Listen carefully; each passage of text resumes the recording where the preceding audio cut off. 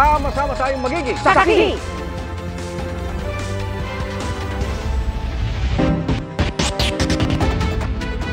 Igan, ipinaaresto na sa Senado at naharap na rin sa mga kaso sa korte sa Davao at Pasig si Pastor Apollo Kibuloy. Isa po sa mga kasong kinakaharap ni Kibuloy, walang piyansa ayon sa Department of Justice. Saksi, si Salima Refra. Walang karapatan si Kibuloy yurakan ang dignidad ng Senado. Hindi nakumbinse ang Senate Committee on Women, Children, Family Relations and Gender Equality sa tugon ng kampo ni Pastor Apollo Kibuloy sa show cause order na inisyu sa kanya matapos ang 3 beses na hindi pagsipot sa mga pagdinig ng Senado. Kaya pinirmahan na ni Senate President Juan Miguel Zubiri ang arrest order laban sa pastor. We tried our best, even back-channeling, to ask Pastor Kibuloy to attend the best possible way we can through other intermediaries, pero ayaw talaga niya pumunta dito. So we have no other choice but to issue the warrant of arrest. Ang Senate Sergeant at Arms sa magpapatupad ng arrest order. Ayon sa PNP, kung humiling man ito ng tulong sa pagpapatupad ng order, limitado ang PNP sa pagbibigay ng seguridad sa kanilang personnel. Pagtitiyak ni Zubiri, oras na maaresto at dalhin sa Senado si Kibuloy, titiyakin daw na igagalang ang kanyang seguridad at karapatan. We can guarantee na he'll be safe in the Senate when he visits, and of course, respect his decisions and his answers. Kasi if he, of course, invokes his right to self-incrimination, we have to respect that also kasi meron na po siyang criminal case na ifinahid sa kanya ng DOJ. Ayon sa abogado ni Kibuloy, iginagalang nila ang desisyon ng Senado. Pero gagawin daw ng pastor ang lahat para protektahan ang kanyang karapatan na hindi raw dapat baliwalain. Ayon sa Department of Justice, naisampa na sa korte sa Davao ang mga kaso kaugnay sa mga alegasyon ng sexual at child abuse laban kay Kibuloy. 180,000 pesos ang nirekomendang piyansa ng mga prosecutor para sa sexual assault. 80,000 pesos naman para sa maltreatment. Inendorso na rin ng City Prosecutor ng Davao ang kasong human trafficking pabalik ng Department of Justice sa Maynila.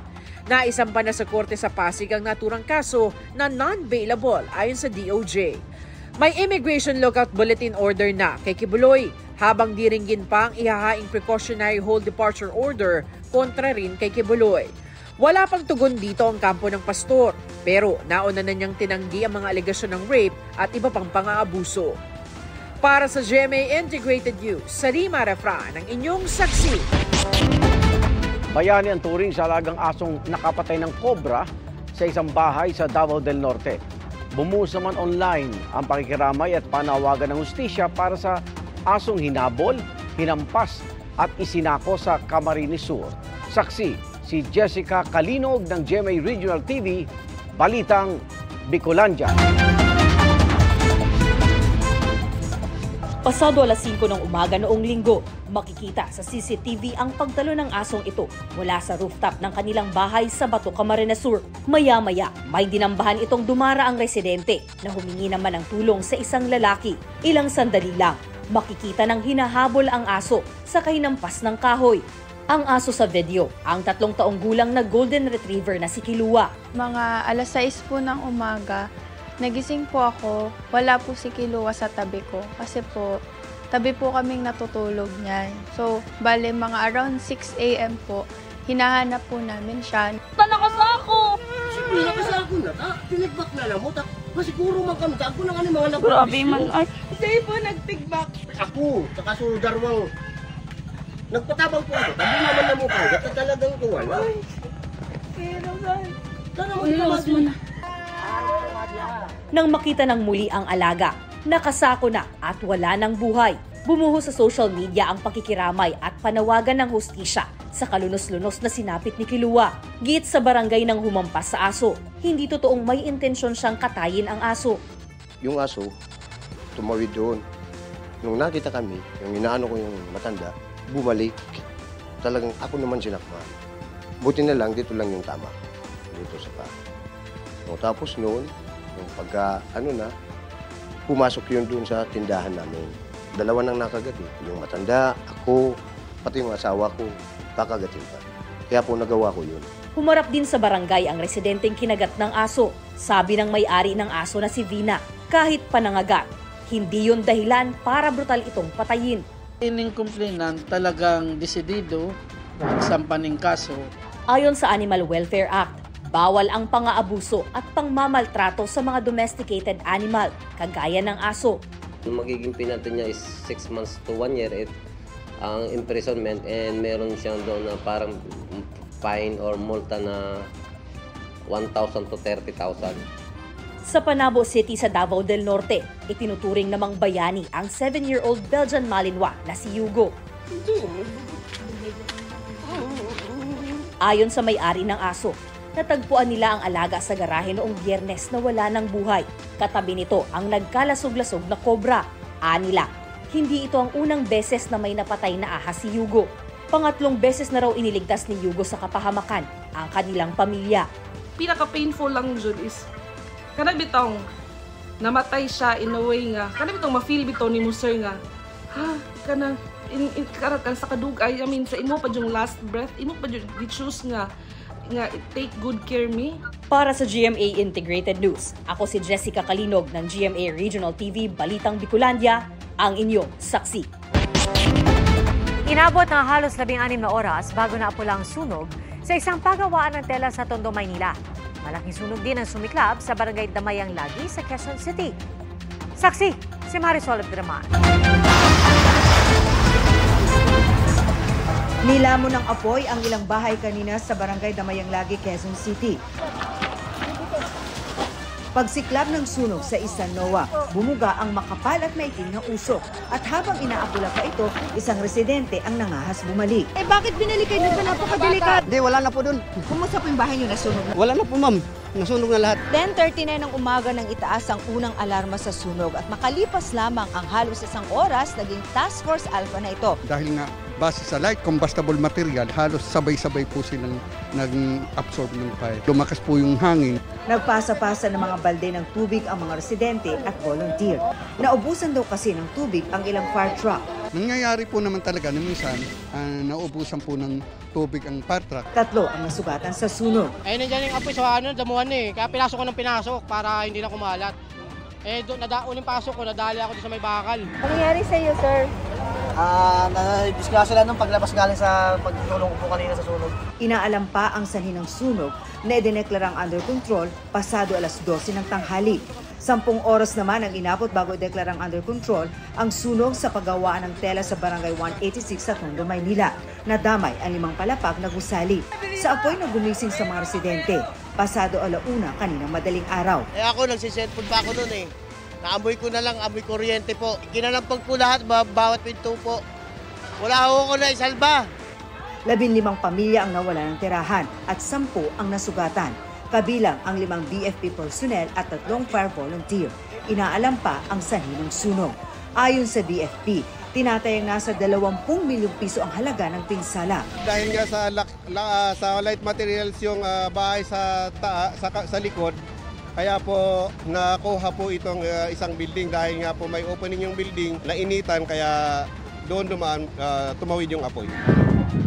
Mabilis din gumapang ang apoy sa mga bahay na gawa sa light materials sa Talisay City, Cebu. Nakadagdag pa ang malakas na hangin sa pagkalat ng apoy.